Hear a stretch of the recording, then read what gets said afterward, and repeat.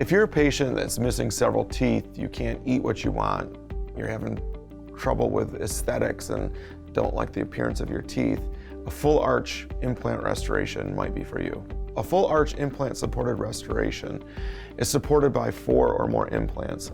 It doesn't come out of the mouth. It gives you the ability to function like you did prior to losing your teeth. Many patients that are in full dentures will convert to an implant supported restoration because the denture over time becomes ill-fitting, they can't function the way they used to, they have trouble eating, they develop sore spots. With the implant supported denture, all of this goes away. This procedure is not just for people with dentures. If you feel that you may need an implant supported restoration, please give my office a call for a complimentary consultation. We would love to work with you to get you into a functioning, happy, healthy smile.